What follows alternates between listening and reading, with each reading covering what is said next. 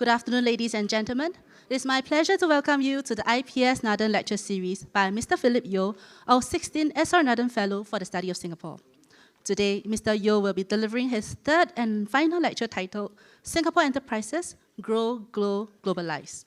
Following his lecture, Mr. Yeo will take questions from the audience in a Q&A session. The Q&A session will be chaired by Ms. Au Kaping, Chairman of Shell Companies in Singapore. Before we begin, please allow me to go over some housekeeping rules for the event. Thank you for joining us at the auditorium today. Please be reminded to switch your mobile phones to silent mode. The lecture is being streamed live on Facebook. It will also be recorded and uploaded onto our IPS website and YouTube channel later. Please submit your comments and questions at any time during the lecture through the Facebook comments.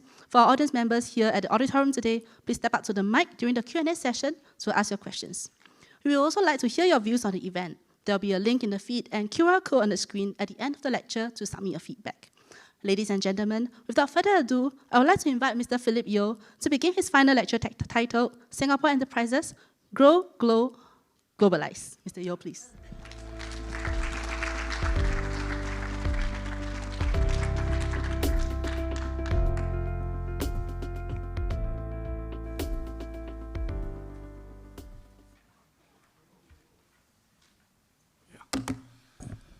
Good afternoon. This is my last lecture, so I'm also relieved. Well, this chapter follows from the first one, was on manufacturing, because Singapore created jobs through industrialization. Prior to that, it was a trading nation, so without industrialization, we would not have created all the jobs we have. My second lecture was R&D, and there I focused on the biomedical, because biomedical, not many people are aware, we reclaimed 360 hectares of land in Jurong, just for the biomedical sector, and our export value every year about 20-25 billion. Quite a sizable value added, and among the tariff concern, we are the highest. Hopefully there's no tariff on our pharma. Yeah. Why do I choose the word grow, glow, and globalize? Any good company, any enterprise, Singapore, international, you must grow. If you don't expand, the company stagnates. You must grow. What's grow? To me, it's making money. If you are not profitable, then you're not viable. And third, most important, you have to get out of your country. You must globalize. So I use these three words when I was chairman in Spring. These are the three goals of a good company. You must grow, and globalize. You must have the ambition to grow. If you don't grow, you are not profitable, your company won't survive. And the last is go beyond the local boundary of your nation. And Singaporean companies must take these three key goals. You must grow, you must glow, you must globalize. Now, everybody knows this economic sector. Actually, Singapore started growing after 1972 when it attracted all the semiconductor companies here. And you really look at it carefully. From 1970, the semiconductor took off. And with that respect, the semiconductor also created a lot of jobs for local companies. See, my focus is on industrialization. Now, down here, these are the four key components I thought we should be useful to highlight here. The opportunities from a multinational company in Singapore allow us to do local company to do local manufacturing, subcontract work. At the same time, they brought skills to train our people, but most of their products are proprietary, so the local companies didn't have that advantage. But the key for the local companies is that you have to your own products and proprietary. You cannot depend on just being a subcontractor. And the fourth item is basically that we're able to do precision engineering. So a multinational company came here, we learned how to make components precisely, plastics, metals, and so on. And key for us now is for local companies to go beyond the local market. We cannot stay in Singapore, we will not grow, we will stagnate. Now, as the companies grow, there are four areas that every small company must do. They must digitize. The key in every enterprise today is information. Unless you are digitized, you are not able to manage your growth. Third, you have to acquire know-how. You cannot just do whatever you are doing every day, the same thing. And you have to develop new products and new services, especially in industry. And last, the most important is skill. You need the manpower, the skill to grow the companies. And therefore, for any company that wants to grow, human capital is a key function of a good CEO. A good CEO will manage the HR and not allocate to somebody else, because by getting the right talent, you can grow. If you don't have the talent, you can't grow. Everybody knows about this. You look at Singapore. most of the companies are local companies. The big multinational companies, about 10 plus 50%. And employment-wise, the local companies create a lot of jobs, like it or not. So therefore, in terms of value added, it's only 1/3. So as an economy, we have to take care how we need to encourage our local companies to grow. We cannot just depend on inward investments all the time. Now, history of Singapore is that when EDB was created in 1961, which are the industries that we built? Chartered industries, net steel, iron and steel mill, all the jobs are all local, 1961, 63, 65. Until the semiconductor came in 72, we didn't really grow. Prior to that, we have garments, we have all kinds of light industry. But the key was EDB had JTC, and JTC provided the land, the factories, so we can easily grow. Now, I think from 1970 to 2000, we did a good job in terms of production, export. But then I was concerned that we have to do research and development. So research and development is a key component. So that has been focused on how to build up our technical talent. But the most important for SMEs today is in year 2002. What we did was basically created Spring. We took the standards productivity. We took the EDB local industry, put them there. And then we created a Trade Development Board. In those days, was Department of Trade, became IE. So we have two key components. One is promoting local companies in a way that EDB has done for multinational. And then for the export, how to encourage companies to go overseas. So the two key components for SME today are basically your Spring and the IA Singapore. Now, the key for any company, any small company, you must worry about how to get the right management. If you don't have the management, you can't grow. Secondly, you need to have the funding. You need to raise money. And that's a very important function. Third, you have to look for markets. And these are what I call in Spring the 3 M's. You need to have the management, the money, and the markets. But most of all, the know-how. So look at these are the 3 key factors. When Spring and IE, we have to find a way to put them together. SMEs, you can look at the diagram. So when I was the chairman of Spring, there's no way I can manage to take care of 300,000 enterprises. Many of them are very small. So when I started in Spring, I said, let's focus on those that can grow from 10 million to 100 million and above. So you really shrink the pyramid. Like it or not, enterprises are made of pyramid. So what we have now is barely 6% of the enterprises that we can help below the $10 million enterprise. It's quite a tough job. And therefore, in a sense, there's not possibility for government to take care of everybody, but to make sure that it's open support. But enterprises still have support for the smaller companies. So the key responsibility of a company, you need to get the money, the funding, you need to raise funding, and as well, government try to provide low-cost financing. The know-how, you can get it from a research institute, from technical universities, and so on. And the key is your management. Now, management, the bigger challenge is, if you're a startup company or enterprise company, you need to have talent.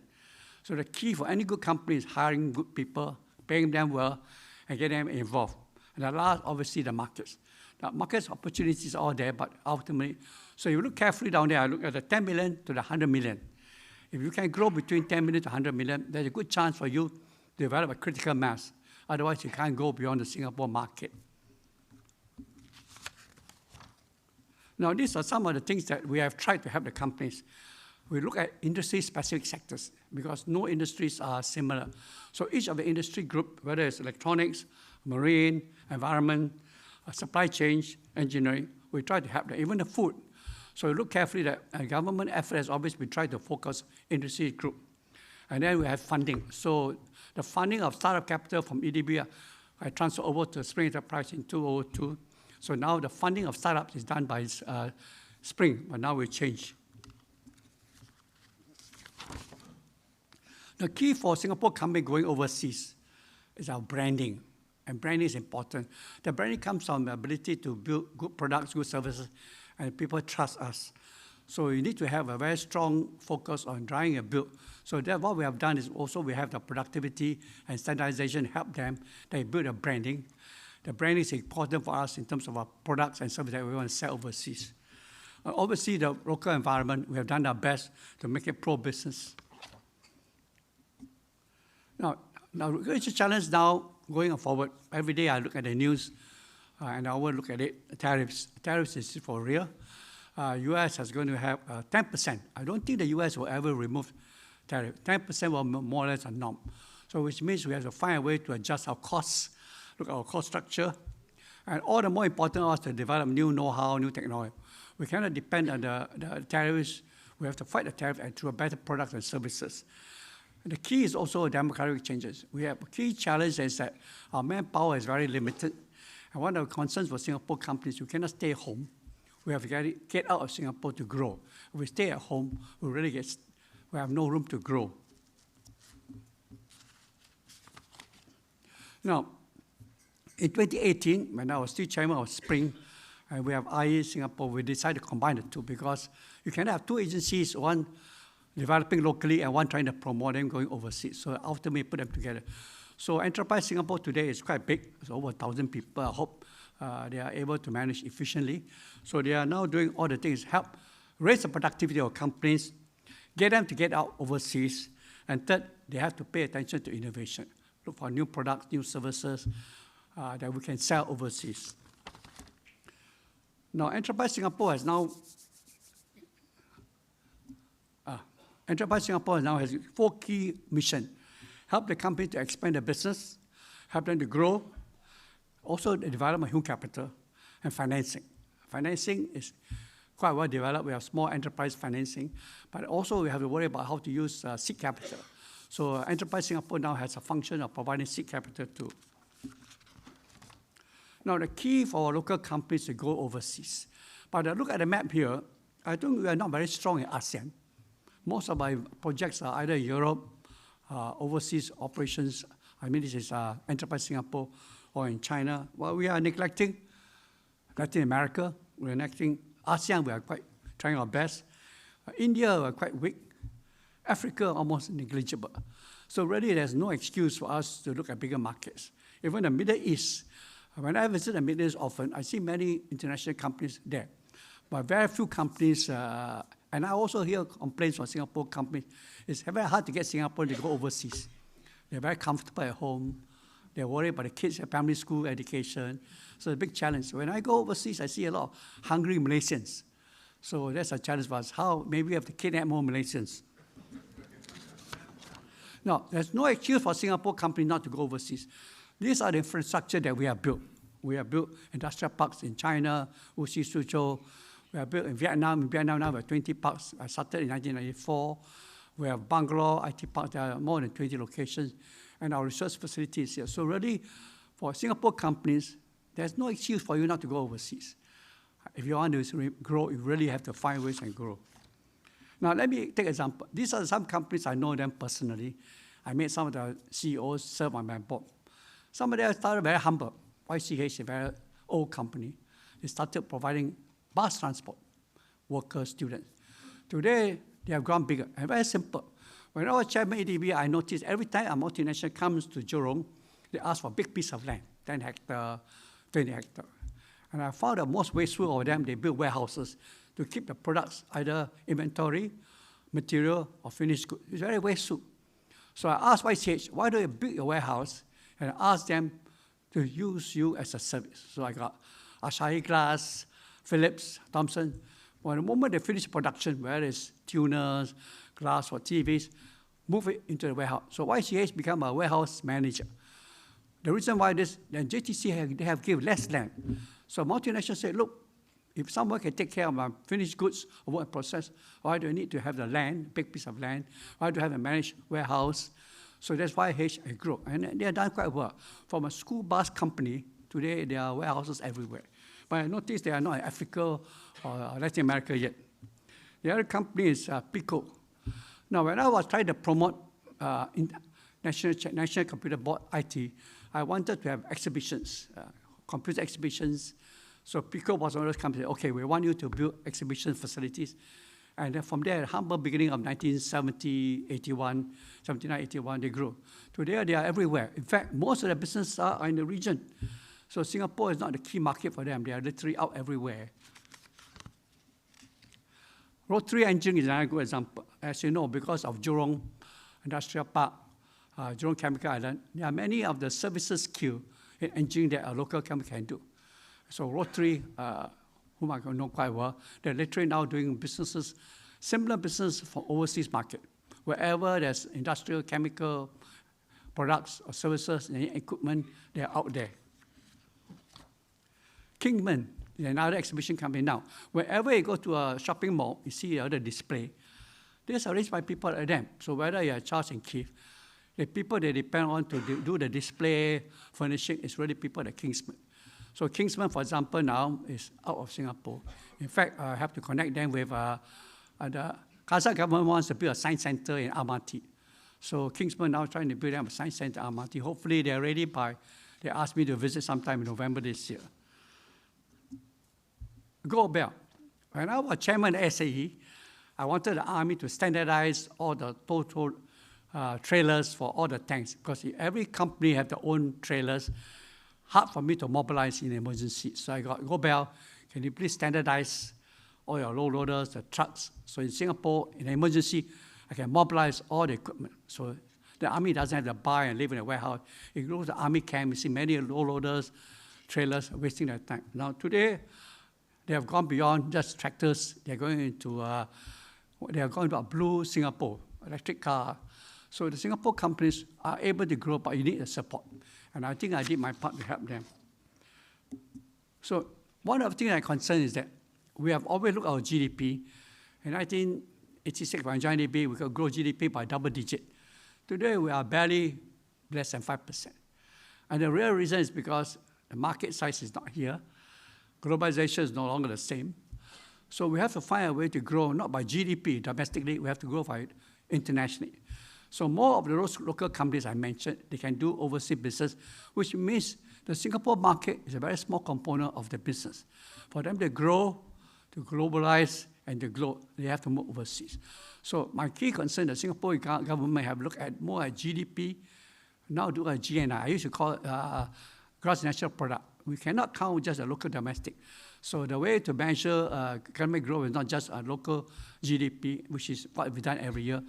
So we have to find a way to measure our growth by GDP becoming a GNP or GNI. So this is something where MTI have to think about. Now, give me an example.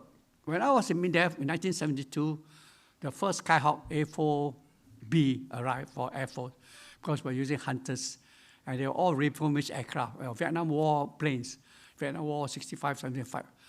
So these planes came, and the problem was that this engine, JA65, the British engine, and every time we fly, the engine breaks. Wear and tear of a fighter plane, our engine is actually the blade. So, out of goodness of heart, I said, well, I have to do something already. At the same time, the same year in 72, 73, 747 came in. 747 was basically a very big engine, the Pratt & Whitney 4000. I tell you this story because there's a reason for this. When I decided to set up a company, next page, I set up a company in Singapore in 1981 called Singapore Aerospace, small company, just to produce engine plates for the Skyhawks because they were giving us so much problem every now and break down. But after I decided, look, this is a non-starter, I can produce engine plates, the volume is not there. I told the Air Force, just forget it, let's replace the engine. So I brought in the GE404, which is an F-18 fighter engine. There are two engines in the fighter plane, but I took one. Each engine costed $3 million. Put it into the Skyhawks and became the Skyhawk A4S. The Skyhawk A4S lasted us until 2005, until we could replace them with F-16 and F-15. But because of that failure to produce more plates, I went to Pratt & Whitney. I said, look, can I make parts for you? After all, Boeing 707s are selling like hotcakes. So I said, okay, you participate, you take a 2%. So with that, today we're still producing parts for the Pratt & Whitney 4000, of which the Qatar 747 given Mr. Trump is there. But the key is that from a simple effort to make engine plates, then what happened was I was in Berlin for the air show of 1992. When the Soviet USSR collapsed, the Germans put the first air show in Berlin again since World War II in Berlin. And my German friends invited me because I deal with German aerospace. They said, Mr. Yeo, we have a company called Dornier. We are doing medical equipment. We don't know what to do. Can you buy it from us? I said, well, I'll take a look. So I said, okay, I take 80%, you take 20%. So we created from aerospace Pratt & Whitney into Dornier equipment. I'll show you what it looks like. So what has happened that all these companies now, Acron, for example, Acron now is zero business in Singapore. We produce aircraft parts of Boeing, Airbus, engine everywhere. We have barely 300 employees in Singapore. 3,000 are all overseas. There's no local market. So for Singapore to use us as a GDP makes no sense. In fact, all our exports in US dollar, we have no local business. It will be an example of using GDP becomes GDP and GNI. I use as an example. Next, after that meeting in Berlin, speaking to a German, they offered me this company. This is medical equipment for urology. This is expensive equipment. It's all produced in Munich. We still produce in Munich, include the other equipment. Again, there's no local market. So what do? We took the business, we changed it. Today, we're everywhere. So the key is that if my companies, which is now government-owned, can grow, have the ambition to grow, I don't see why Singapore companies don't have the drive. I have advantage, I got talent, I got scholars, I kick in IPS, and they help me grow. So the good company must always get the talent. So the key for the growth of these two examples is that you can grow if you get the talent, but you must also prepare to look at overseas market. So in both cases, no local market. They're literally everywhere. I hope they continue to grow. Maybe someday they'll go to the public listing, stock exchange.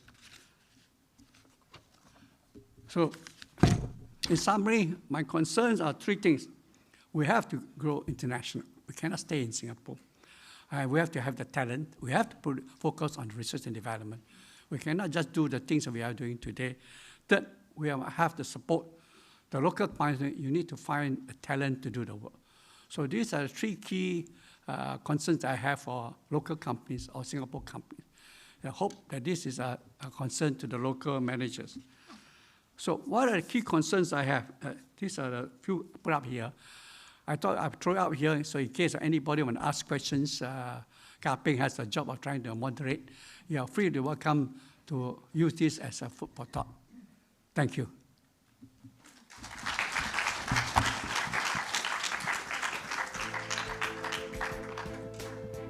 Thank you, Mr. Yeo. For those watching the lecture on Facebook, please submit your comments and questions through the Facebook comment box. For our audience members here, please step up to the mic to ask your questions. May I now invite Ms. Au Ka-Ping, Chairman of Shell Companies in Singapore, to start the Q&A session. Ms. Au, please.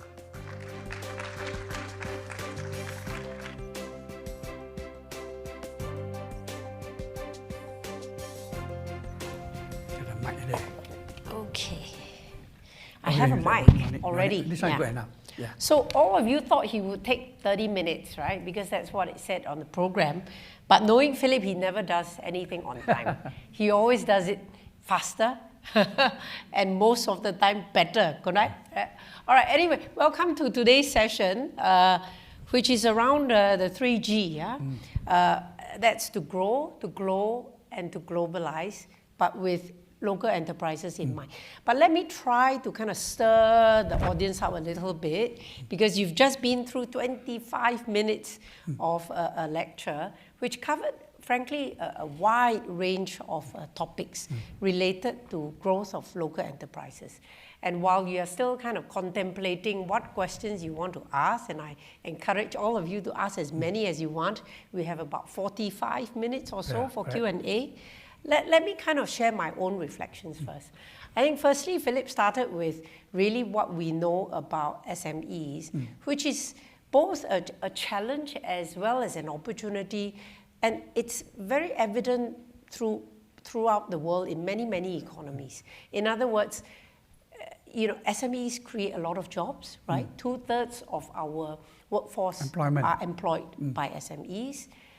Yet, 1/3 of the value add. So from a GDP calculation point of view, not high, right? 2/3, 1/3. We can do better. And yet, 4 out of 5 enterprises are considered local enterprises. So if you look at just those simple numbers, it simply tells you either we have a problem or we have a huge potential to unleash, all right? Depends on your view.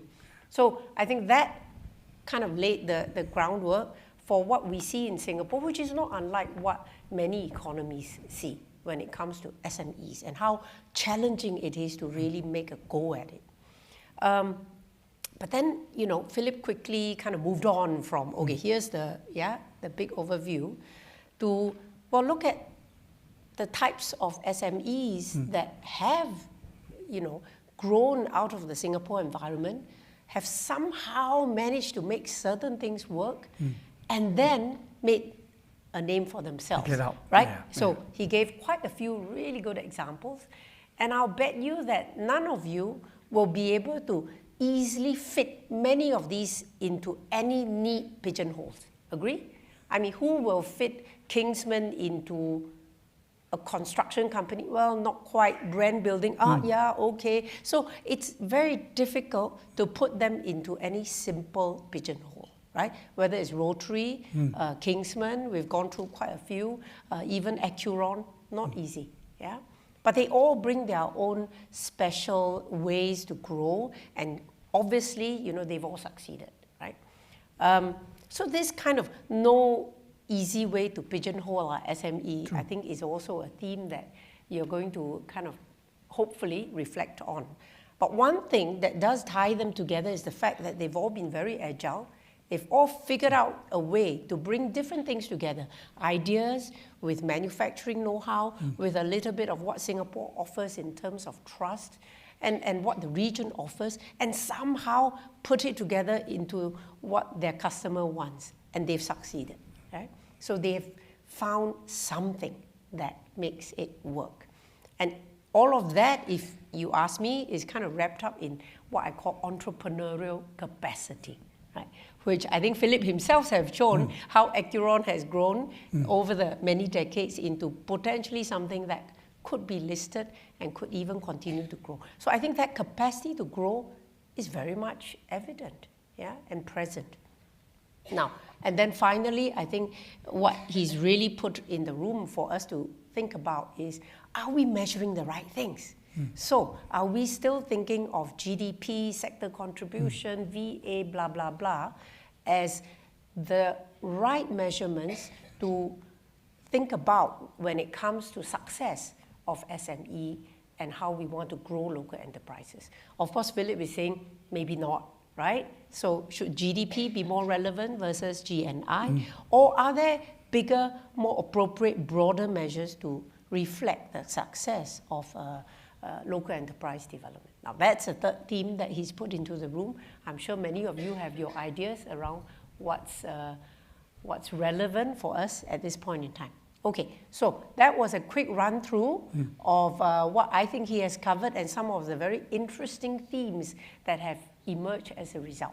Okay, so now it's over to Q&A, huh? Okay, I have this very useful iPad here, but okay, please kick us off. Yes, I'm Irene Ho.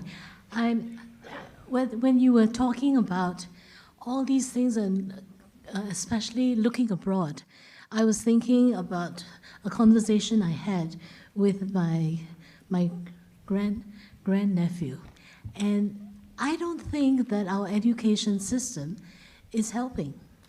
I don't know what kind of Singaporeans we are building, but from what I hear from what he's studying in school, I don't want to mention his school's name, but it's a very prominent school. And I'm thinking, if he's in this school and it's a good school, and what on earth are we teaching our kids? And are we teaching them to grow Singapore's economy, to grow Singapore's whatever, instead of just drawing in foreigners to build up our population?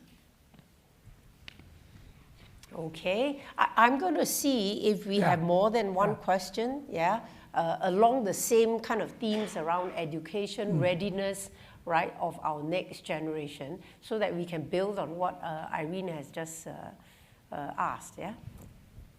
Go ahead, yeah. Hi, Mr. Yeo. I'm Caden Lim from St. Andrew's Junior College. Thank you for your speech. Sorry, but it's somewhat not related towards education. My question is, how can the government do better in encouraging SMEs to globalize, given increasing uncertainty in the global environment, such as the Trump tariffs and the recent Iran-Israel conflict? So how can the government do better in encouraging SMEs to globalize? Thank you. Okay. All right, so globalized with all that uncertainties, right? That's confronting us.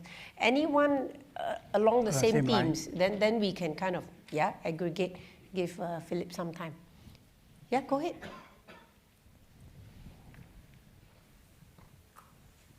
Thank you so much, Mr. Yeo. My name is Patrick. I'm just wondering, what is your biggest hope and fear for Singapore's future? Oh, wow, that's a big question. I tell you what, we'll leave that as one of the big questions to answer, but okay. But maybe I tell you what, since we've taken a few, so Philip, you want to look at the education piece? You have a mic, right? Okay. Well, that's one of my concerns, partly because of our education system. It's a big challenge. We try to send our officers, post any of our staff overseas. They are very concerned about children's education to re-entry in Singapore. So when I was chairman of EDB, what I did was I only sent young officers, preferably single or married but no kids. Then I can put them out there for at least 5 years. And by the time they're ready to start a family, so maybe the key for our companies is they must have the confidence to the young officers to send them out. Traditionally, most companies, they want to send people, send the senior ones. Yeah, but the senior ones, mid-management, say mid-30s, they have a challenge. They can go there for a short trip. The best way to expose is to take our young officers, send them out.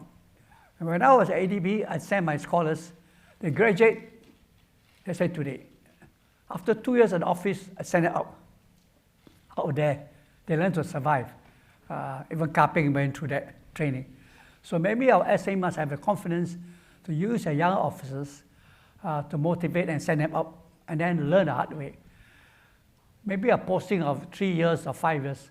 Beyond that, when they start getting a family, it's quite challenging to bring them back. Because we don't have international, well, we have some international schools now in China. Singapore schools are there. We started there in Suzhou, and we'll see. Also in China. So in that sense, maybe not so difficult. The curriculum is the same. By going to Africa, Latin America, Middle East, it will be a challenge to send officers. And I noticed when I visit some of the companies in the Middle East, the people who go there are quite senior, but they all leave their families at home. Now, that is a challenge for Singapore. When you have an education system that wants them to come back and you fit in. So one way is for SMEs to take young officers, take a risk and send them out and learn the hard way. Well, I can vouch for that. I was sent out after 4 years, so I was a bit slow. The better ones go out after 2 years. Yeah. But I think what Philip is really saying is believe in the young people, as he has said. But more importantly, I think recognize that our young people want the best of everything. They want the opportunity out there. Yeah. They want the best of the Singapore system. So don't make them compromise on any front, right? Why should they? Yeah, why should they? Okay, so hang on, wait, before we take more questions, unless it's on the same lines of education and all that, I want to make sure we don't forget the second question, which is what more or how can the government do better, right? Especially amidst all the global uncertainties and turmoil and so on. But before I get to that, any other comments on education and preparing the young or pushing the young? No? Okay. If not, I invite Philip. I do. Go ahead, please. But will I be discriminated against for further questions that are not education related later? I don't have lah, don't worry. Yeah, okay, right. I don't discriminate. Thank you. Because we would love to have everyone jump in and participate, right? So that we can do a bit of back and forth and get as many views as possible. I appreciate it, Kaping. Yeah. Thank you. Yep. Philip, so as a follow-up to my question in talk 2, I have yet to hear your answers because this actually develops and builds on the education today. Okay. Yeah. So if you could answer that post-meeting, that's fine. But please come back to me because it takes effort for me to ask you questions. Of course. Thank you. Yeah. So about education, your answers seem to imply that only the people who are hired within the government, are okay. We can send them out. But may I invite you to go a lot deeper into the educational system in Singapore, where we are taught to conform.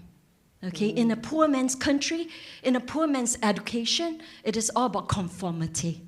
In an Ivy League education, it's all about creativity. Just like I have told you about, in the previous talk, that it is generative, where everybody encourages everybody in this learning process. So may I encourage you to deepen your conversation in this line. Thank you. Okay. So I don't know what you guys talked about, but obviously you had a conversation prior to this. But Philip, yeah.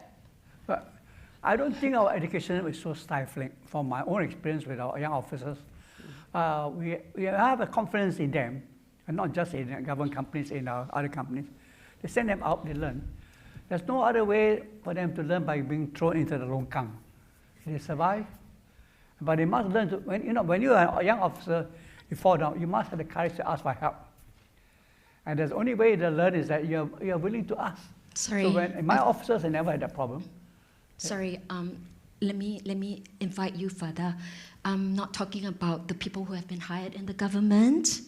I'm talking about in general in the education system in Singapore from primary school. Do we invite questions?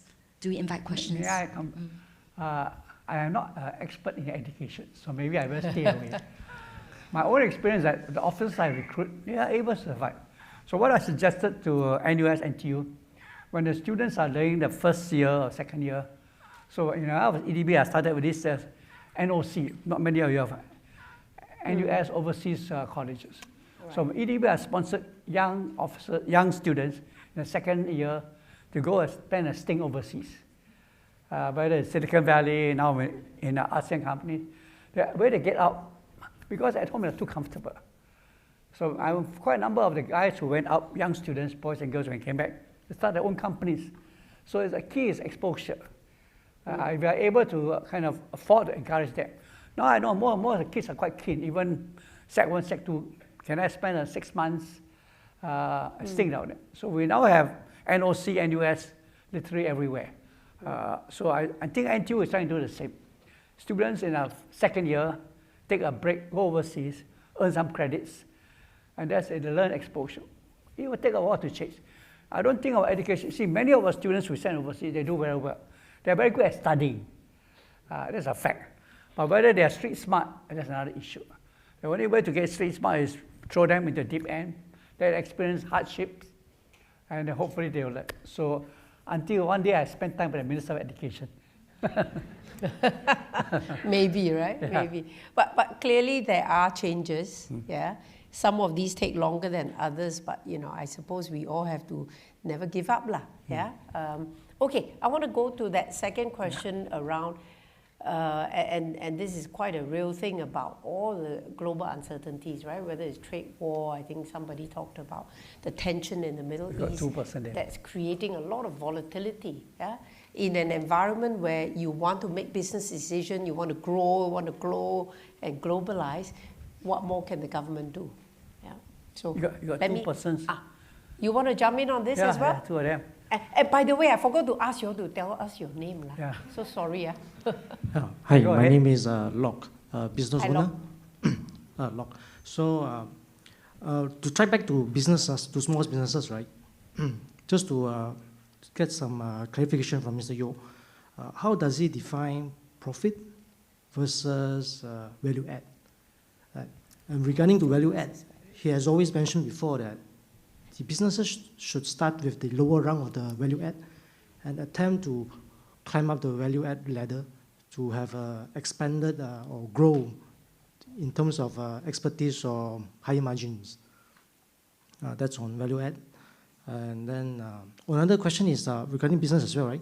So when we look at the Pacific Internet, the dial-up network that was created back in 1996, I think. Definitely, when the dial-up network was created, the offering price at $9.90 is a loss. That's for sure. The price is too low compared to because the internet was just starting up, right? So there's no dial-up network yet. So $9.90 is very low price. So how was the plan? Was it how did Mr. Yeo and his team look at how to grow that business into a larger one, and eventually was listed in NASDAQ, of course. But it was a big loss back then, because every sale is a loss. Thanks. Okay, so a couple of questions Go around ahead. value add, Pacific Internet, correct? All right, maybe the lady behind. Hi, my name is Tun Lee, and I'm an owner of a couple of companies, Okay. SME. And first I'll give my comments about the education part. You can actually incentivize some of the employees or workers to go overseas by letting them know that Singapore has this very good scheme for returning Singaporeans. That means the children, when they come back, they don't have to sit for PSLE anymore to get the school placing for secondary schools. Nice. I went through that scheme myself. My son successfully went into a very elite school in Singapore, of which I believe that if he were to take PSLE, he will not be able to get into that school. Oh. Oh, so opening up different pathways. Exactly. Yeah, So I think okay, it's a all right. marketing pitch that maybe government needs to do better to equip the employers to sell it to their employees to go overseas. Okay, so that's my little contribution today. Thank Back to my question, business cycle. Under current environment, can you explain how we should approach it? And especially if we are looking at different international markets. So I'm in Philippines. South Africa is another key market that I'm going into. Indonesia is the next one. Yep. Okay. Vietnam is borderline. How do we approach business cycle now with everything that's going on? And being a small and medium enterprise, doing healthcare, film production, and also in agriculture. Wow. Okay. So some correlation to the, the global uncertainties and how, what more can government do? Philip? Well, look at ASEAN, which I spent time with Indonesia, Vietnam, I went to Malaysia because of operations there. Each of these markets today are quite, if you go to Jakarta, you go to KL, they're very, very similar. So if you look at the retail sector is the same. So I don't see us any chance of selling our services in there. But in terms of manufacturing, look at Akron. We have only less than 300 people in Singapore. Our main employment is now in Penang, 1,700. We have 400 in Thailand, another 400 in Suzhou, China, literally in Germany. So the key for these companies is that we have to use the local people. In fact, most of the jobs we are hiring are all local people. Then we will then focus our strength on management, intellectual management, financial management, product development. So the skill set means once you go to the ASEAN countries, you have to use a local talent, partly language, culture. You cannot just transport somebody from Singapore there. So my own view, maybe Enterprise Singapore has to find a way to help to train our people. For example, when we were trying to expand into Thailand, we have to transport people from Thailand to Malaysia, Penang to train. It doesn't make sense to train in Singapore. So the more we grow regional, the more we use the talent pool. We have to use a local talent pool. If you go to Vietnam, for example, I have talked to my architect. It's hard to hire a foreign architect in Singapore is quite expensive. So they set an office in Ho Chi Minh, where all the architecture work is done by local people. So the company now focuses on a design concept, and all the work is outsourced. So if we look at it from happening in Singapore, for the services sector, we're going to have a situation where more and more of our intellectual talent is here, but more of our hands and feet are everywhere. So that's a reality. Yeah. So when I visit Jakarta, I visit other parts of Indonesia, it's the same. The young people there are quite capable too, very educated. You go to Vietnam, they're quite capable. And even at one time I tried to help Myanmar.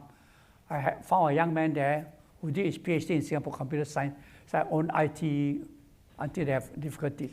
So our ASEAN countries, it's easier for us to assimilate. But we must also prepare to learn the language, get the local culture. That's right. It's not easy to transport our senior management there. Much as I prefer to use a local manager. So for us to grow regional for SMEs, we must prepare to recruit local talent, train them in whatever way we can, and send them back. That's an easier way to grow. To try to send our own people out is a challenge that we cannot resolve because our population is so small. So the only way for a company to grow SMEs is that your population of talent becomes regional. You must hire Indonesians, Vietnamese, Malaysians, whatever you have, even China.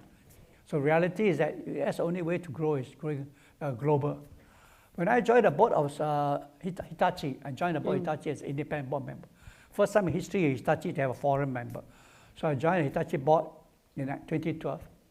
And on the board, there were only myself plus another British friend of mine used to run 3M. The rest all Japanese. So we have to attend the board meeting, we have to use translation. By the time I left in 2018, 60% of the business today is overseas. The board now speaks English. Wow. So the chairman of Hitachi was just recently here in Singapore. I hosted a lunch for him, he's retiring. He's very proud now. 2/3 of his staff are overseas. So the population of Hitachi, and they will sold some of the businesses. The language is now literally English. So for us, in reality, is that no matter how big a country or small country, growing international is the only choice. So, and Hitachi chairman, I'm very proud. I'm advising them from Singapore, so I have time. Because when I was a board of Hitachi, I have to go to Tokyo 10 times a year. A board meeting is every month. Quite a torture. So, and after 6 years, I say, I think thank you. 6 times 10, that's 60 trips, you know. When I was on the board of Infosys in India, when Mr. Muti asked me to join board in 1999, 2 meetings every 2 months, 6 meetings a year. Flying all the way to India is no joke. But I managed to stay on for 6 years to 1999 to 2005. Stayed on. But my own experience, they are also having the same problem. Literally, they are growing by hiring people from everywhere. In fact, in the case of Hitachi, now Hitachi has a training center in Singapore to train the foreign companies' management. Because literally, we are English speaking. They take all the managers from all over the world. 2/3 of staff are non-Japanese now. They train in Singapore. So one advantage of Singapore is that our language system is convenient. Where hospitality for us is good. So I think the only way for Singapore to grow is that we have to grow the way the big companies grow. Use other people's talent. Beg, borrow, or steal them if we can. But figure out what's good about their talent, right? So if you go to Indonesia, our people must realize Bahasa is still the key language. It's not Mandarin. So if I have a young man in a small SMEs, besides Mandarin, the other language I would learn is Bahasa. Like I can use that in Malaysia, I can use it in Indonesia. In fact, the top people speak English, but majority of the workers, they don't use English. So if we want to grow regional, we need to learn more than English and Mandarin. We need to learn one more language, at least Bahasa. Vietnamese is different. But at least in Indonesia, with a population of 70, there are a lot of opportunities there. Okay. Now, there's some questions before I go back to this audience here. There are, on Facebook, right? Yeah, being asked through Facebook. Okay, I'll bucket 2 of them. One is around the F&B scene. Okay, so we all eat, we all have a view of F&B. Yeah? F&B scene, why can't we produce companies like Chagi, Hai Di Lao, Mi Shui? Okay, like you know who they are. Meaning big, huge, successful, right? Yeah. Why can't we? And then of course the next comment is why are our F&B the only thing we have done so is chicken conservative? Rice. I went to Tokyo. There's a Singapore chicken rice. So apparently that's the only thing that's able. Our food is not unique. We borrow other people's culture. So in a sense, it's quite hard for, we have bread talk, now it's gone up. We have chicken rice literally everywhere. We have got Prima Paste. Prima Paste is a Singapore company. Yes. I used to buy a Prima Paste from my American friends so they can prepare their own chicken. I think some of these things we can do. In fact, Prima Taste, when I was in Spring, we helped them to find good packaging because the product is there. Prima started in flour. So they came up with 2 packages. So we spent a lot of help to Prima to develop their packaging. So now, if you go to any US Whole Food, you can see You can buy Prima Prima, there. yeah. Literally there. And they are not cheap. In Singapore, we pay $7, $8 per packet. They charge us $8 US currency. But so some of our food we can export. But to run restaurants is quite a difficult business. It's not so easy. So maybe what we have focused is packaging food. Packaged food. If you go to the market now, every ingredient is now all packed. You don't have to prepare your own curry, everything is there. So that is exportable. So whenever I travel to the US, I visit Asian supermarket, every ingredient is available. Very true. So a bigger, way to think about success in F&B, right? Beyond the service, the restaurant service type of model. Okay, all right. Now one more that I'm going to take from here has to do with, and I'll tie it in with a question around Pacific Internet that you asked just now. It's around next big thing in tech. So maybe many years ago that was one thing that was happening in tech, but around tech and why, despite a lot of government efforts, why aren't there any big tech giant success? Okay, here a couple of names came out. Creative, what happened to NCS, Crimson Logic? I suppose I can roll in the PAC-like question in here, PACnet question in here as well. So Crimson what Logic have we done in Crimson Logic? I don't think you understand. When I was chairman of EDB and I was also involved in NCB, I came with the idea that we need to standardize the documentation of trade.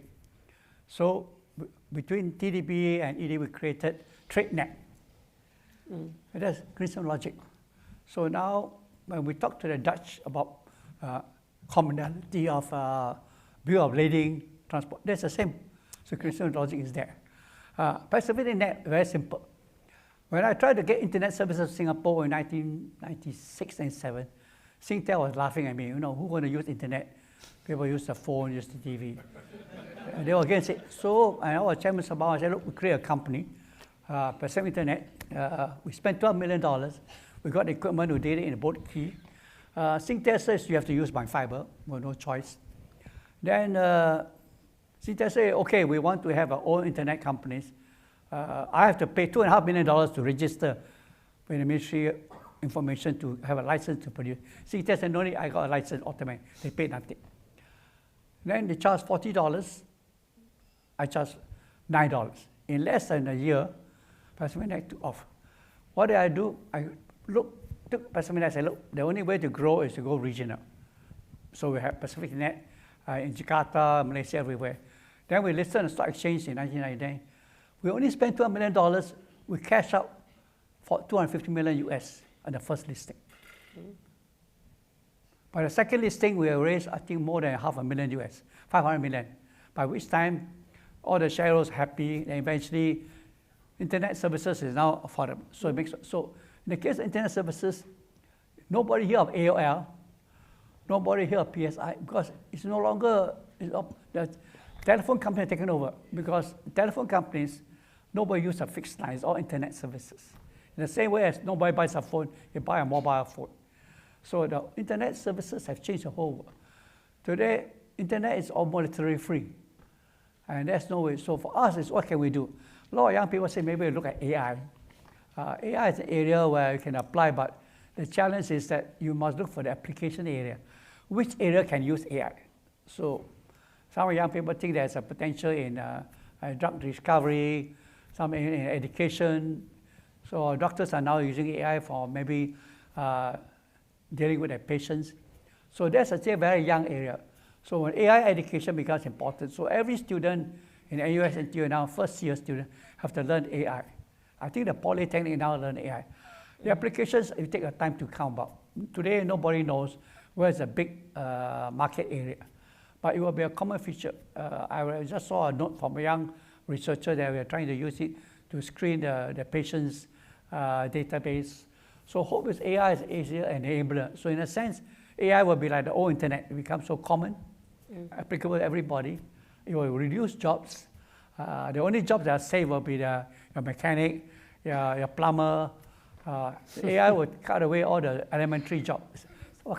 First job, lawyers might lose their job, young lawyers, accountants might lose their jobs. higher levels. So nobody knows. Like, when internet came, the whole business have changed. So internet is now a common item. AI will be another area. So fortunately for us, Ministry of Education is aware.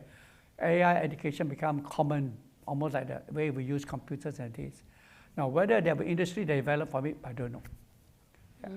It's too early to say. Right. Okay, it's going to keep evolving. All right, I stopped a few people from standing up, but please, can we come back to the room? Yeah. Hello. Thank you, Mr. Yeo. Thank you, Ms. All. Great talk so far. And I see many questions, education, all kinds of things. And I think the most interesting Introduce yourself. Yeah, not important. But let's get to what's important, which everyone wants to know about. The most interesting thing I saw on the slide is really the pyramid, right? So you have people with zero money, zero revenue, startups. Then you have people with $1 million in revenue, not profit, revenue, okay? Then 10 million, then 100 million. The problem is really each of the people in this pyramid need access to something. Capital, people, and maybe opportunities, contracts, right? So, but the programs we have don't really support people, below 10 million that much. Am I right? Actually, being a business that runs like about $1 million or something like that, I see Enterprise SG, the grants, they keep shrinking, and then actually they just go bigger. So it's like, because inflation and everything, 1 million doesn't mean much nowadays. Then, let's focus on 10 million. Let's not focus on 1 million. Maybe there will be some like, it'll trickle down somewhere. But actually, no, it doesn't. Actually, the $0 people, which is actually all the kids in school, they have big dreams maybe, but they have no money. But they need access to mentors, people like you, people like Ms. All, but they don't know how. And I mean, you can see there's not a kindergarten person here. Why is that? We must ask this question, right? They can, if they are really good, they can understand this lecture. They can sit there. They can ask great questions because they don't have any filter. And those are great questions, right? So I want to know, right, what's your view? Like, where can we create this platform for people to access, at different levels, like $0, $1 million, $10 million? Not just 10 million above or 1 billion and above. Where do you see the platform growing? Which part of Singapore, the system is going to grow this? So I ask you to still introduce yourself, not because of who is important, but so that we can understand who you are and why you're, the context of your question. Absolutely. Yeah. I run a business. It's called Sound Zipper. We do acoustics. I was in tech previously.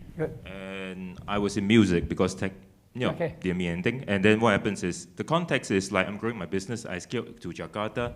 I mean, I basically leverage a grant. I'm going to scale to Vietnam. But the problem is like, I think we need access to more than like, maybe like, just some money to scale. Because after the scaling, like, okay, you basically did a cooperation, but after that, what can we do, right? We are on our own. We are there.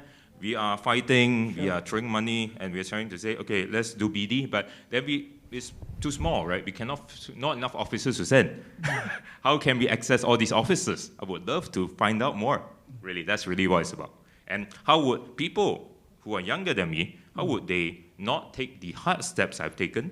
How would they learn from you, not jump into a hole and die again?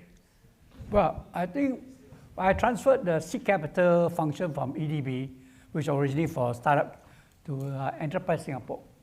So Enterprise Singapore is a seed capital, but they have a certain criteria of trying to get equity participation. I don't know how they have done it today. But the funding for startup company is there, but most of the time they focus on somebody putting up some money first. So if you can put $1, then they match. So they always focus on matching. They don't want to see as giving away money. So I have to check with them whether they are able to be more encouraging there.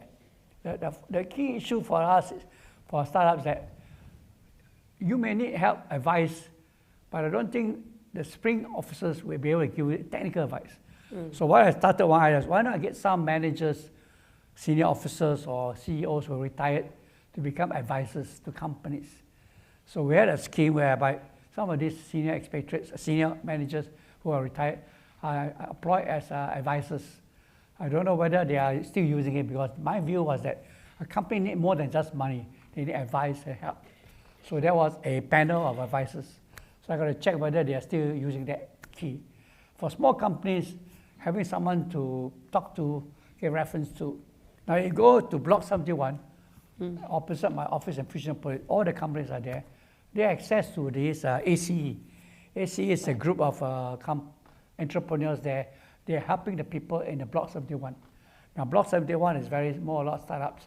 I don't know whether you can fit in there, but that's where ACE is run as actually a group of business guys helping startups.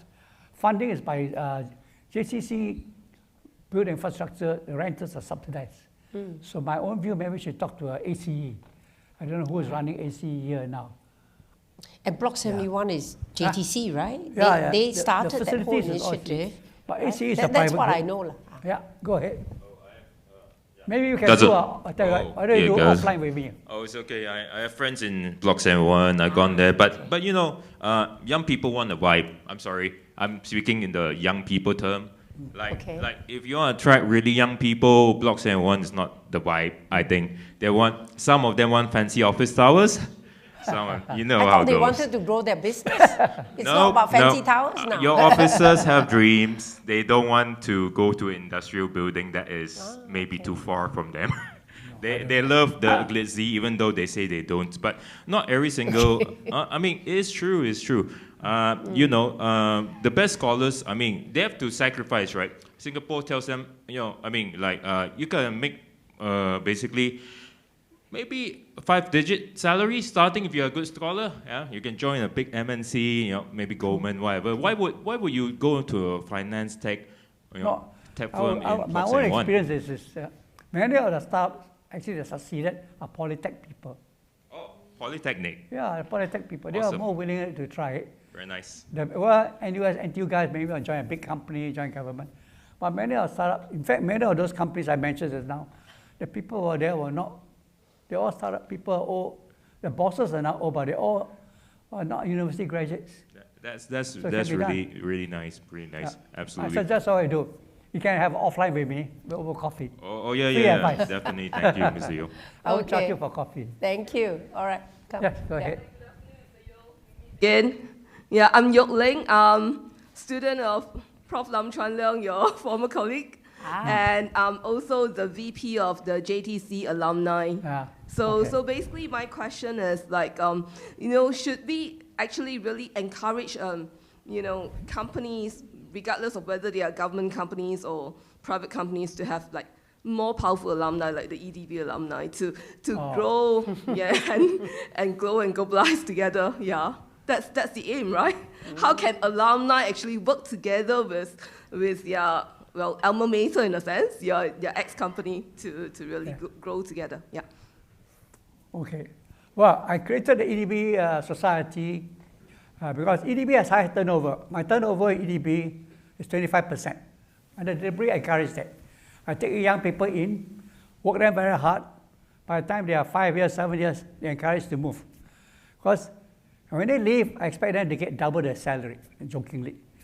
So the EDB is very high turnover. I have no problem because I always have people willing to join us. They know that EDB is a training ground.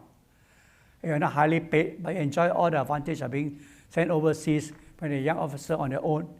So that alumni was done as a way to retain that context. Today, I think EDB society is 400-500 people strong. Whether other agencies do that, because most government departments are very scared of high turnover. To me, high turnover is a good way to train people.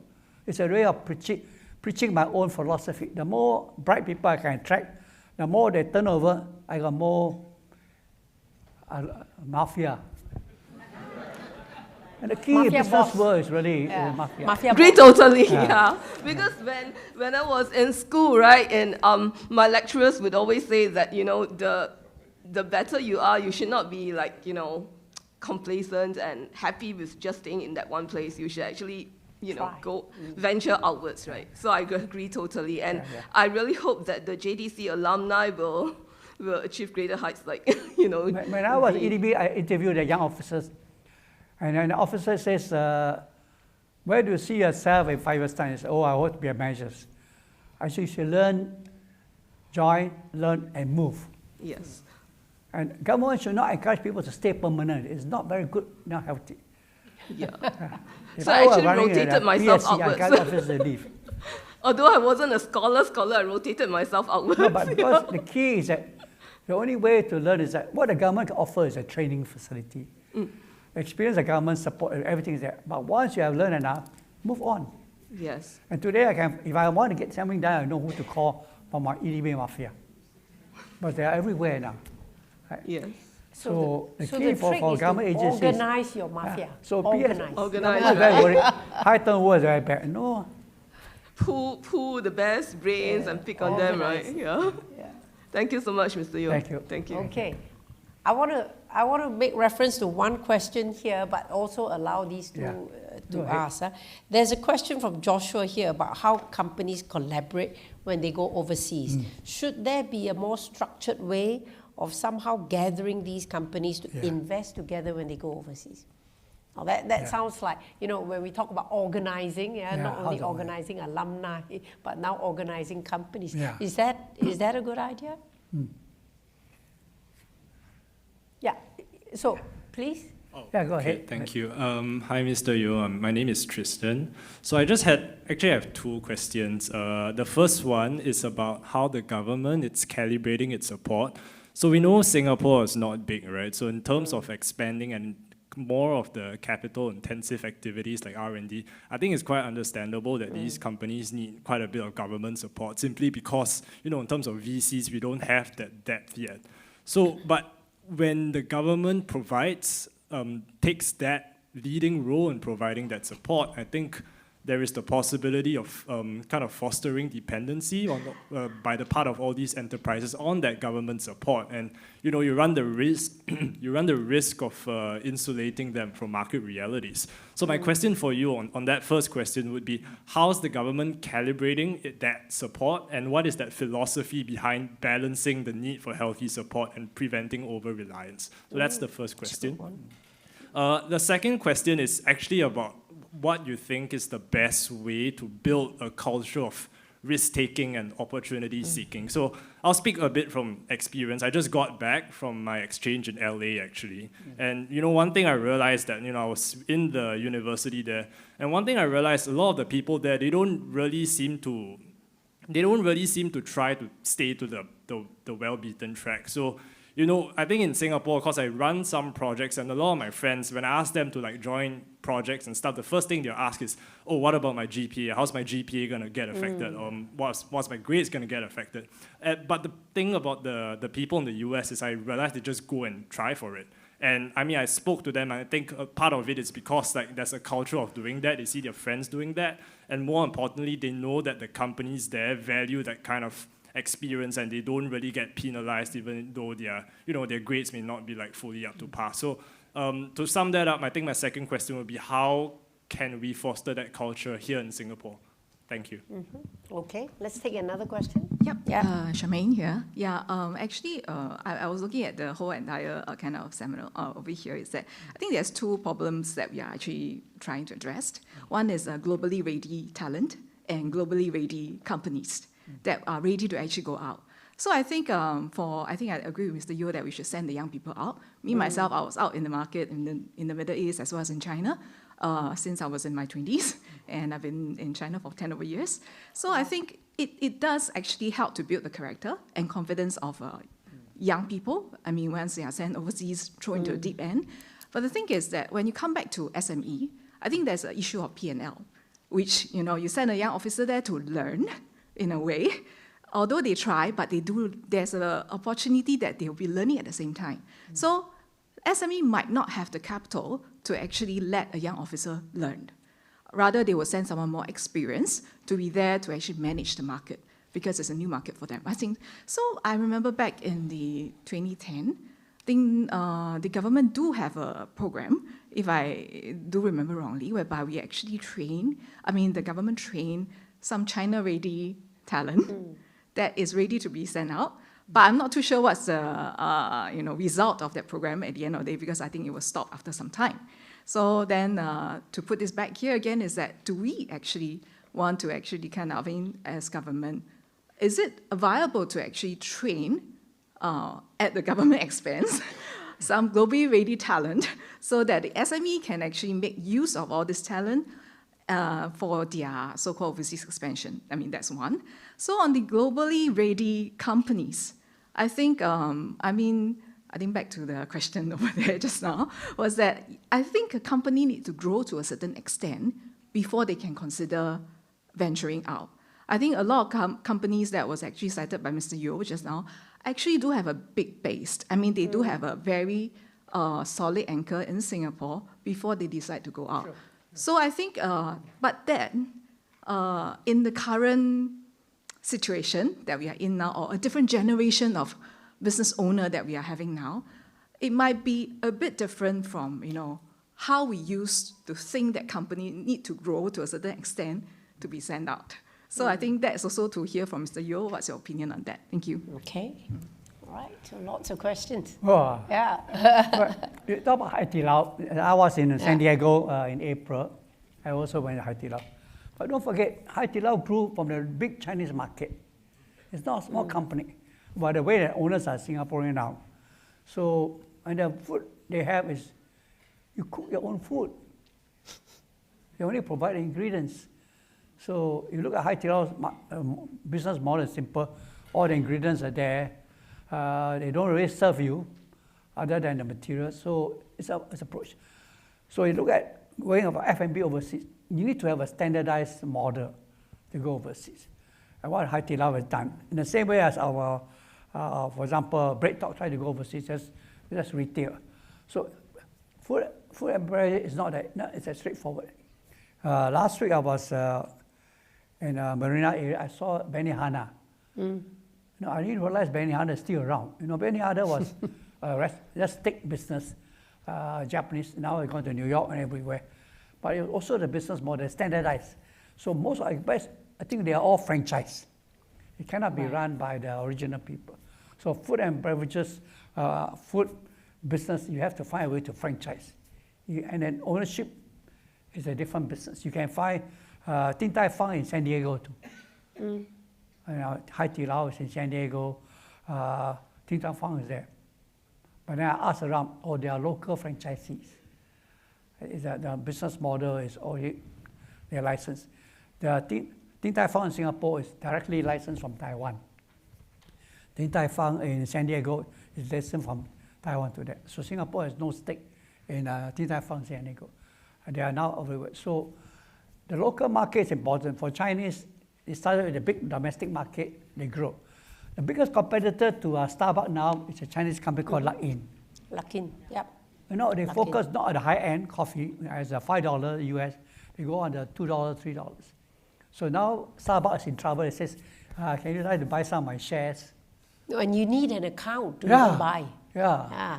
So, but the advantage of a big country is the market size. The problem with Singapore is no market. So that's the biggest challenge. So being a food and beverage in Singapore is very hard to go overseas. I don't think I have a solution. But how about the questions around how do you build a culture of risk-taking? So perhaps it is about finding the right risk to take, but how do you build that culture? And then I thought the question earlier was, will we cultivate over-reliance on the government? Right? Yeah. That's an interesting thing. I think because Singapore we always talk about overly helping, I go to Vietnam, there's no such thing as Enterprise Singapore. I go to Malaysia, I don't know. I don't see anything of sort. Because in Singapore, we have a tendency, everything is government take care of you, government do everything for you. And that doesn't really help us. So every time there's a request for government to help, I also scratch my head. It's not a very healthy way. But to be fair to our young people, the younger people that I talk to today are quite willing to try out on their own. Partly because they don't depend on their parents, right? Their parents, in the past, you worry about getting a job, taking care of parents. Now the parents take care of the kids. So the kids now can start their own business. Many of them start their own business. Whether they succeed or not, it's up to them whether they have. So that's a challenge for us. The domestic market is really a challenge for us. But I look at the Swiss model, I look at Switzerland, 8 million people, there's no domestic market. Yep. But the advantage of Europe, So for us in Singapore, we have to think of how can take advantage. Don't forget the Swiss, they enable all different languages. Switzerland has some of the highest per capita GDP. The Swiss dollar is one of the strongest currency. Of course, they got good chocolate too, and besides pharma, they got chocolate, they got pharma. We don't have chocolate, we don't have. But our pharma is not a local company.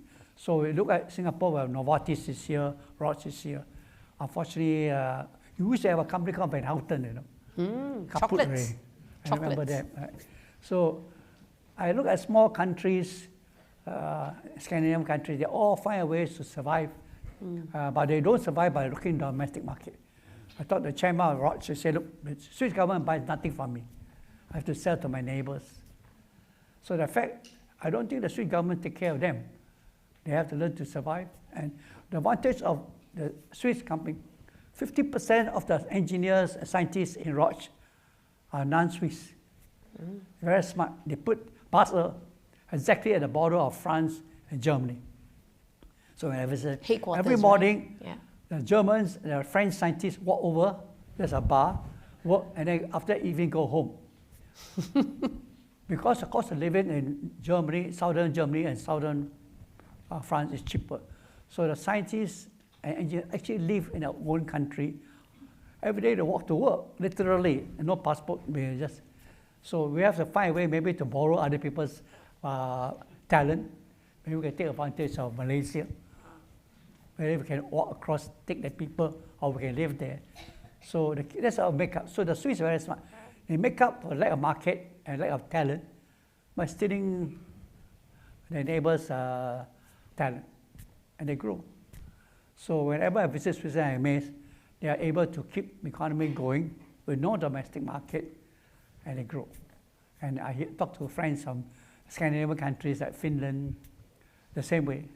You know, Finland is a very small country, 4-5 million people. So we have to find a way to fit ourselves. But don't forget, Finland has Europe. So the key is maybe we have to take care more and more of our neighbors, because depending on the multinationals, that is a tough job because most of them are already here. Right? So the key is how can our local companies go regional. So I always told Enterprise Singapore, focus more on region, send more officers over there. I think that we have office only in Jakarta and Surabaya, but it's not big enough. And then in Vietnam, I don't think they're very strong there. So you really want to grow, you can, the ASEAN market is there. 600, 700 million people, multicultural, multi-language. In fact, many of our ASEAN neighbors, the students come here to study too. So one way to recruit some of these people, they go back, they have to contact us. So my advice about Singapore government is that we have no choice but to get out. There's no advantage to us to grow by just staying at home. So hopefully our MTI, our EIG become more regional and get out here. And maybe send our young people there. Hopefully they become more exposed. Fantastic. Look, I think we've covered a lot of ground. I will leave room only for one more question because I was told to stick to 45 minutes, so my apologies. One last question from the audience. Hello, my name is Tsin. I'm from EDB. I speak Bahasa Melayu and I'm preparing for overseas posting. My question is surrounding this very interesting idea that you said. With slowing GDP growth, we will need to eke out more growth abroad for gross national income. So gross national income is income earned from your citizens and businesses abroad. But my question is, notwithstanding that Singapore equity investors can invest in Singapore companies while they are in Singapore, if they list overseas, then their equity holders become overseas. Then the income that these companies earn may not so-called accrue to us, unless they hire many, many Singaporeans. But if they are a global company, then how much of the income earned by the Singapore incorporated business actually flows back to the shareholders here at home? The second question is actually, if we want gross national income, means our companies and individuals abroad, then our inward-facing sectors, how can we transfer more people from your F&B in Singapore, your healthcare here, your old folks' homes, in places that are, I guess, less productive in terms of VA per worker, and then put them in more export-oriented or external-facing companies? Because as our population ages, it's very natural that the domestic-oriented sectors will eat more and more manpower. And that is a natural phenomenon, and we need to counter that. So in order to pursue your strategy of GNI growth, how can we solve these two problems? Thank you. Okay, all right. Okay. Last Yes. comment, yeah. Okay. Hi, my name is Darren, and I'm from Nanyang Polytechnic studying in banking and finance. So yeah, I just recently did my school assignment, so I was reading up more on private markets as well as alternative investing. And so my question is this. So in light of cost unpredictability, right, due to the recent trade tariffs as well as the high rentals and higher costs in general. So I also noted that the government in its budget this year has introduced the $1 billion private credit growth fund and the $200 million long-term investment fund in order to help private fund managers to operate in the emerging SME markets, which they're not yet fully experienced in fully. So my question is like, because how then can fund managers and government agencies like work together in order to build a sustainable ecosystem for SME financing, rather than creating temporary solutions like reliefs or handouts for the SMEs? Yes, thank you. Okay. Financing, sustainable financing. Yeah. And I think there's a question also around limited funds. How do you help companies to grow with all those limitations? And then the first bucket of question was around, the implications of the shift to a GNI model, right? What do you need to think about if you really go that way? Yeah. Okay. Well, I'm summarizing. Let me take the GDP to GMI. Yeah. I think, given the domestic market size, if our companies want to grow, they have to go out. So eventually what will happen that more and more, so long as the ownership is here, headquarters is here, we can aggregate all the income, all the earnings here. But the value added will not be physically here. So it will have to change the way the government measures GDP versus GMI. I don't think our government today understands the meaning of GMI. They use GDP, but GDP is domestic production. But taking Akron example, where 300 of the staff in Singapore, 3,400 overseas, all the production is overseas, but all the money is being remitted here. So the income is still here. In fact, the wages of the senior people are all here. So how do you measure that into the government economic data? Because if we project every year, GDP is 0 to 2%, it can't grow. But to do GMI, it's quite a challenge how to measure. I don't think many countries have learned how to use GMI. I'm not aware of any kind. Maybe the Swiss have done, but they don't measure it that way. They take. So when the Switzerland talks that GDP is 2% growth, they don't complain, because all the money is coming back to Switzerland. So in a sense, maybe we might have a situation where if our companies are now growing overseas, their income are growing overseas, and there are many companies in Singapore are doing that. The money is still here, employment is here, headquarters is here. So is that a good solution to economic growth? So going forward, long term, to have high GDP numbers makes the government target of GDP 5% makes no more sense. Because if your companies are all global companies, other than headquarters here, the value added is not here. The money is here, the income is here, the wealth is here. So I don't think any MTI officers thought about the consequences of moving from GDP to GMI. But it may not be an either-or, You have to keep measuring GDP so that you can right compare now, across as different countries start to think of different in fact, measurements. what's happening now, more companies, taking the example of Hitachi, I gave a lunch to the chairman, very happy. 60% of business is now overseas. So when the Japanese government GDP growing, no impact. Right. No country has finally realized that the more global you are in your business, the harder to measure GDP. Indeed. Maybe some NUS, NTU professors should study how to measure. It's a challenge. Even in Germany, many of the SMEs in Germany are small, medium-sized companies. The business are all over the world. They're not creating new jobs in Germany, as I know in Munich, but the business is everywhere. So, but traditionally, our economies measure GDP. They have no idea how to measure what called GNI. Yeah. Interesting question. Someone should do a PhD there. Okay, so we're going to wrap up. I think we've covered a lot. Just a few words on sustainable financing, if any. How is it? Learn how to make money, then that will be sustainable, no? Yeah. No, I think the key issue is that financing for growing overseas, at one time when I was Spring, says, can we create an equity system to share the risk? It's not, nobody have thought about that because going overseas is also risky. How do you do that? One way is to provide some sort of overseas investment loan. You know, in America, they try with OPIC. I don't know how successful it is.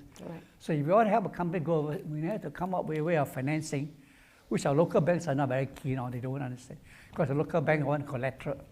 So you come up with a equity system to have risk-sharing financing to grow overseas. Yeah. Because going overseas, interest rates are not cheap. You can borrow in Singapore, they won't lend you money unless you got asset here to collateralize. But if you want the company to grow, you have to find a way to encourage that. Maybe defer taxation or allow part of the income to be accumulated for growth. I remember years ago, I was talking to Swedish companies. They came up with a very creative idea. Every year of the profits they make, 20% of profits are tax-free. They put on one side to spend on research and development. Creative way. Because if they were to tax a company in Sweden, the tax are 60%. It's a very high burden to a company that has no more capital. To encourage a company to do research is okay. You can take 30% income, put aside for R&D. You keep one side.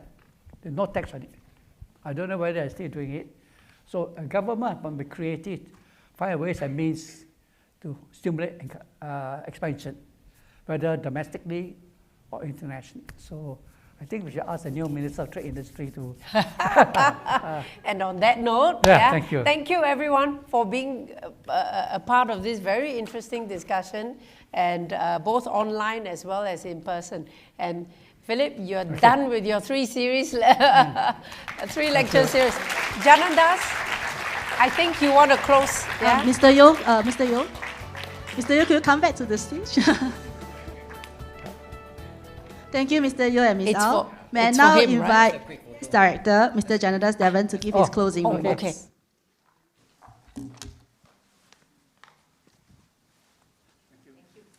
The S.R. Nathan lecture wasn't meant to be a free consultation.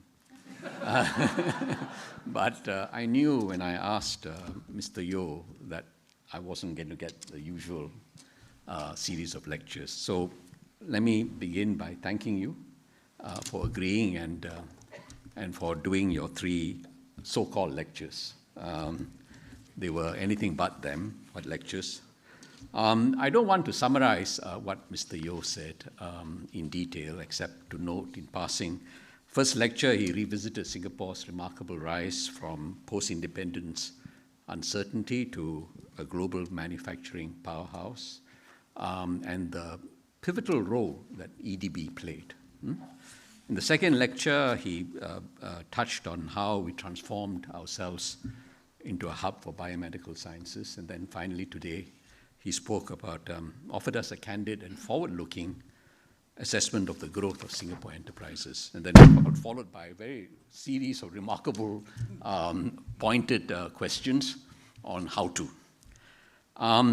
As I said, it's impossible to summarize what Mr. Yeo says. It's, you have to take him as a total package, the whole caboodle. You know? He's living proof of the saying, the whole is greater than the sum of its parts. 2 + 2 has never equaled 4, where Philip is concerned. It's sometimes been 5, 6, or more. I think, I'm told that he's thinking of entitling this series of lectures, Neither Civil Nor Servant, Singapore's Disruptive Economic Playbook. I have to say that neither civil nor servant is a cliched way of describing him. So I probably won't approve of this title.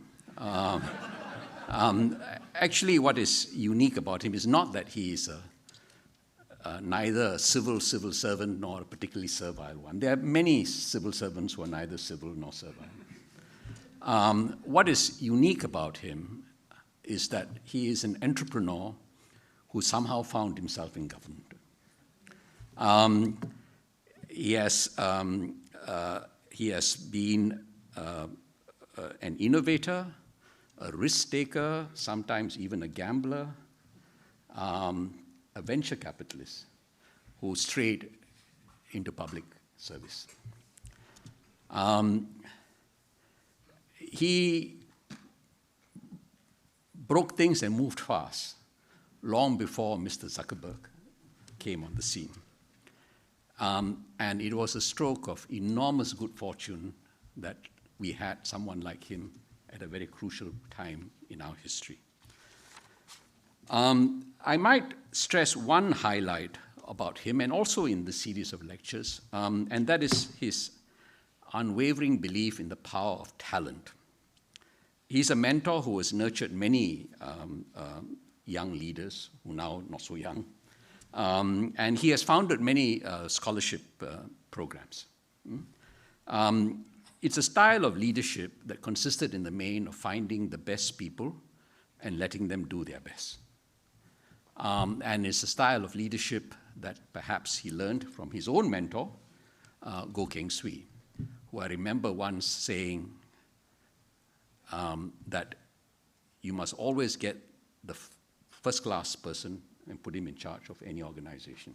Because if you get a second-class person, it'll be third class all the way down. And so for that, I think I might want to, I think some of the people here remarked on the people whom you have nurtured in your career. Finally, I would like to thank the moderators, Kai Fong, who did the first, Lisa, Ui, and of course, Ms. Au, the final session. Thank you all for the insightful questions that all of you asked, many insightful questions, and the lively discussions we've had. We have two more S.R. Nathan Fellows lined up the next semester, which is around the corner, I think, will be Piyush Gupta, the DBS CEO, former CEO of DBS, and then followed by, from the other end, Dr. Sean Lam of Nature Society. So see you all the next time, and thank you again, Philip, for a unique series of lectures. Thank you, Director. We've come to the end of today's lecture. We would like to hear your views on the event. Please click our link on the Facebook feed or scan the QR code on the screen to submit your feedback. Thank you all for attending today's lecture. Have a good evening ahead.